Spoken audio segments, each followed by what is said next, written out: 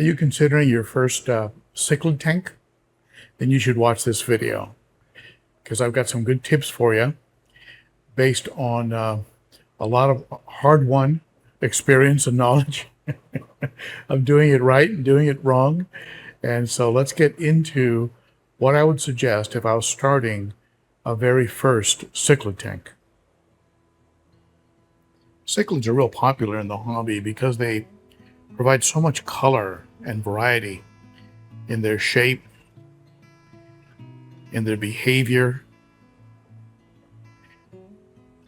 You have just such a wide range of options when it comes to cichlids, from size to levels of aggression to breeding behavior. For me, the appeal has always been the amazing colors. And I know with the African cichlids, some people even think that they might be distant cousins of saltwater fish, where Lake Malawi might have separated it out through shifts in land formations and brought some saltwater fish that over many, many years adapted and became freshwater fish. Another option, of course, is what they call New World cichlids. And these can include things like your chocolates, your Oscars, your Viejas, beautiful Salvinis,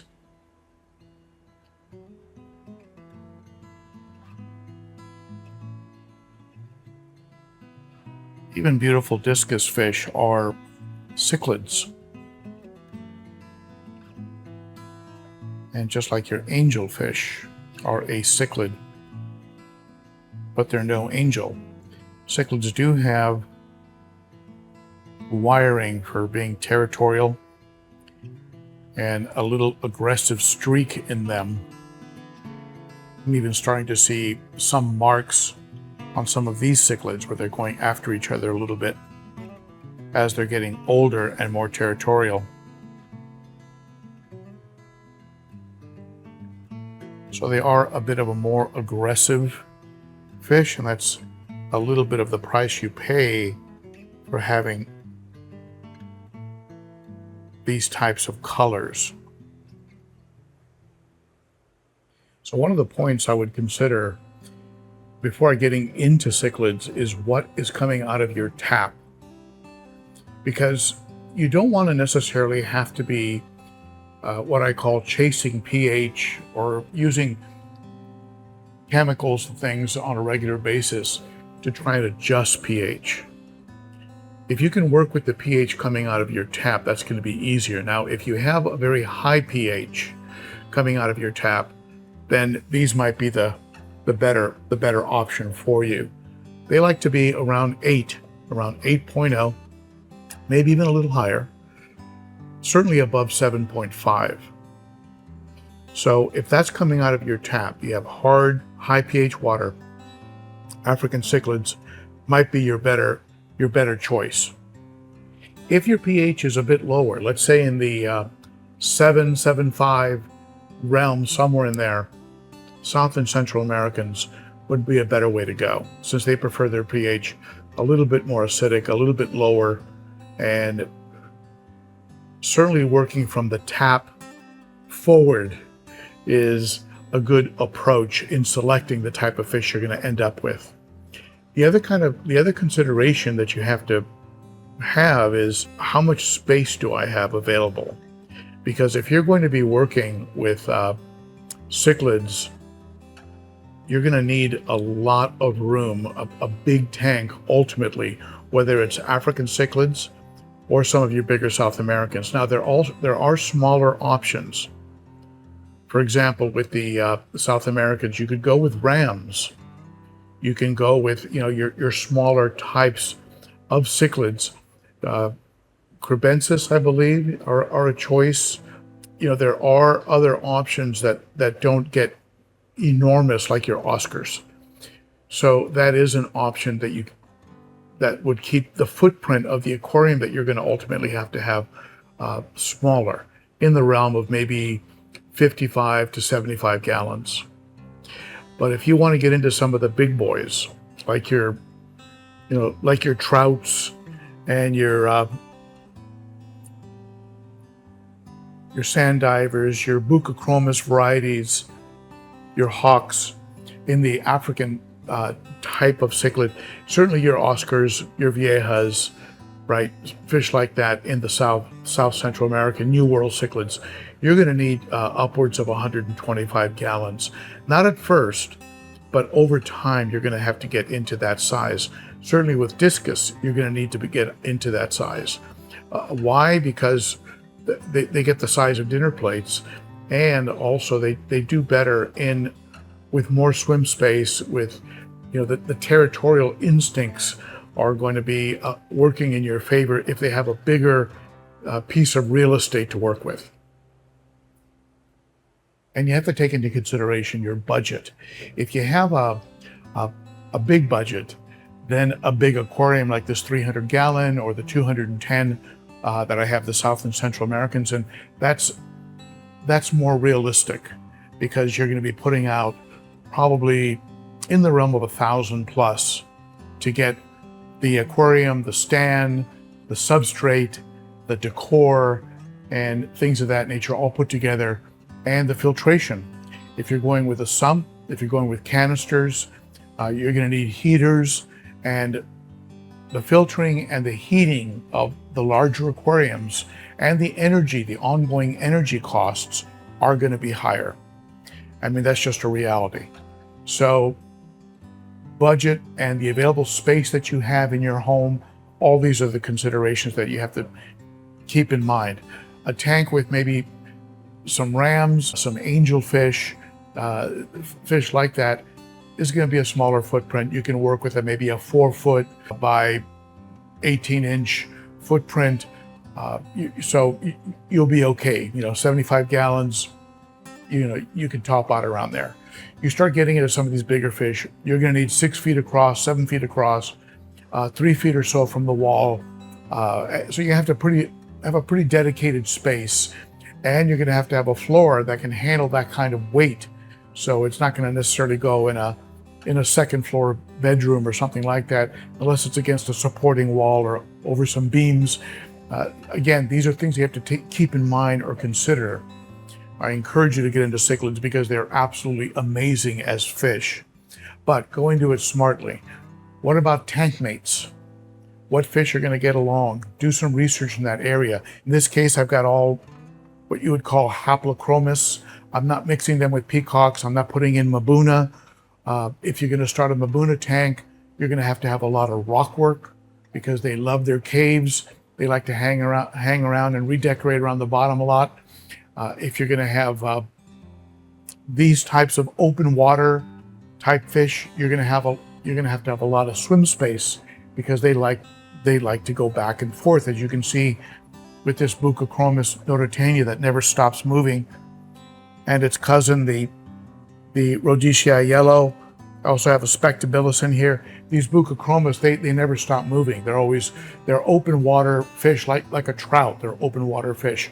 Other fish that are large, like your chocolates or your Oscars, they tend to kind of cruise around a little bit like your discus, without necessarily needing a very long or large swim space.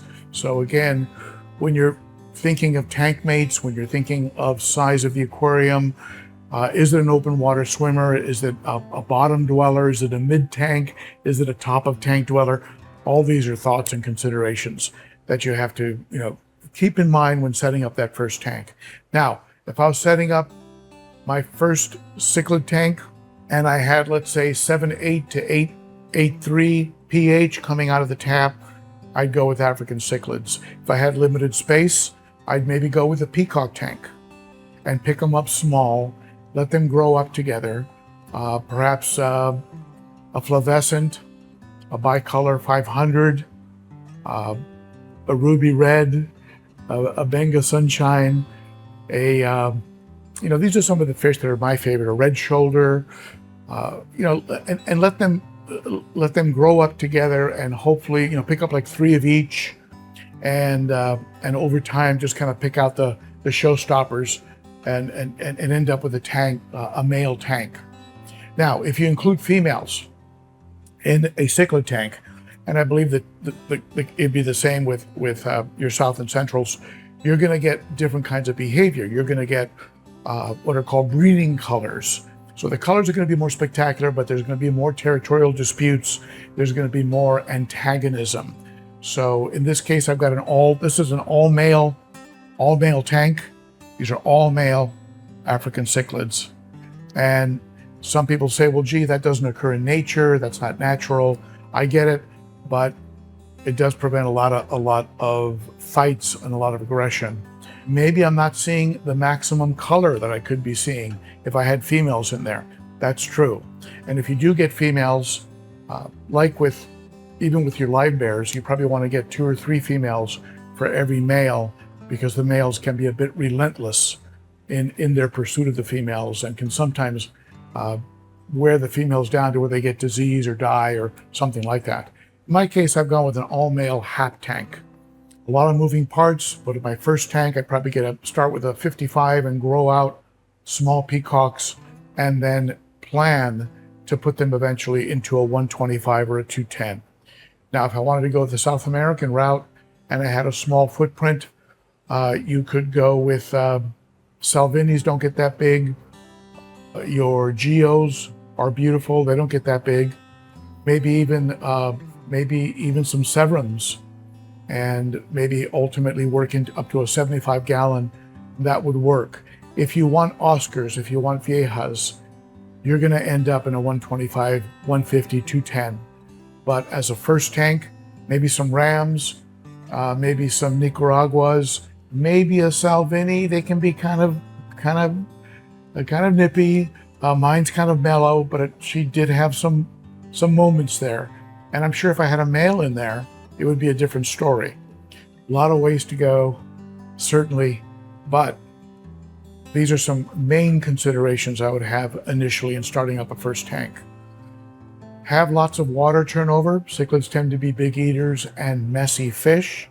That means a lot of waste. So try and turn over maybe 7 times an hour. In other words, have the gallons per hour cycling through your media about 7 times an hour, up to 10 times an hour. That's a lot of water turnover.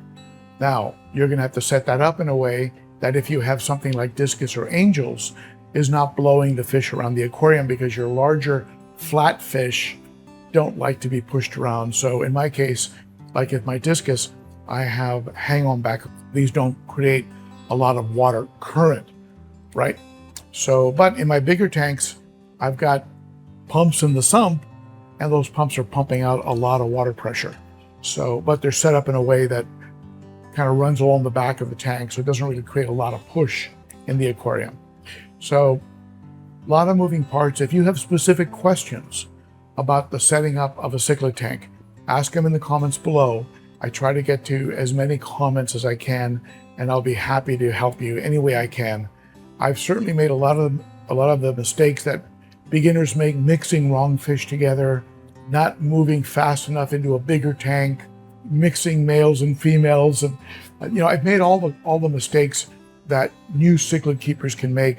So tap into my knowledge, and perhaps you can skip some of those mistakes. Okay. All right. Anyway, I hope this helps if you're starting a cichlid tank, and thank you so much for joining me here. Comment below, subscribe if you like the channel, subscribe, hit that notification bell, and consider joining me on Saturday for a live stream that I do called the Cichlids and Coffee live stream. It's got cichlid in the name, but we talk about every kind of fish. All right. Thank you for stopping by. Here's some great tips on fish keeping right up here. These are my best tip playlist, and if you want to subscribe, go ahead and just hit me in the mug right up here, and you'll be subscribed to the channel. Be sure to hit that notification bell so you don't miss any new posts, new uploads. All right, that's it for me. Thank you for stopping by.